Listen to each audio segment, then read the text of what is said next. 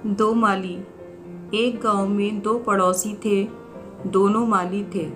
दोनों के पास अपने अपने बागान थे और वे उनमें तरह तरह के फलों के पौधे उगाते थे।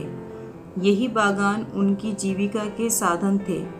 उनमें से एक पड़ोसी बहुत सख्त था और अपने पौधों की ज़रूरत से ज़्यादा देखभाल करता था। उसे लगता था कि पौधों की अगर ठीक से देखभाल नहीं की गई तो वे नष्ट हो सकते हैं। लेकिन दूसरा पड़ोसी पौधों को प्राकृतिक रूप से विकसित होने देने पर विश्वास करता था।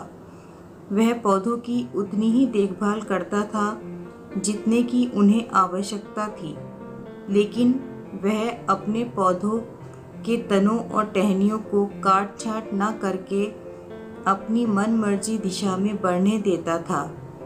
इससे वे स्वाभाविक रूप से विकसित होते थे। एक शाम बहुत भीषण तूफान आया जिसमें भारी बारिश हुई। तूफान ने कई पौधों को नष्ट कर दिया। अगली सुबह जब पहला पड़ोसी उठा तो उसने पाया कि उसके सारे पौधे उखड़ गए और बर्बाद हो गए।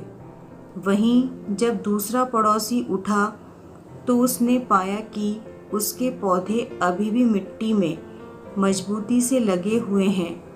इतने तूफान के बावजूद दूसरे पड़ोसी के पौधे खुद ही चीज़ों का प्रबंधन करना सीख गए थे। इसलिए इन्होंने अपना काम किया, गहरी जड़ें उगाईं और मिट्टी में अपने लिए एक जगह बनाई। इस प्रकार यह तूफान में भी मजबूती से खड़ा रहा, जबकि पहले पड़ोसी ने अपने पौधों का ज़रूरत से ज़्यादा देखभाल रखा था।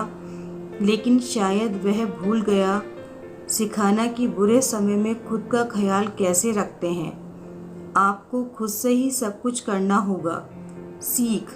जब तक माता पिता अत्यधिक सख्त होना बंद नहीं करते, जब तक कोई अपने समझ के अनुरूप काम नहीं करना सीख पाता।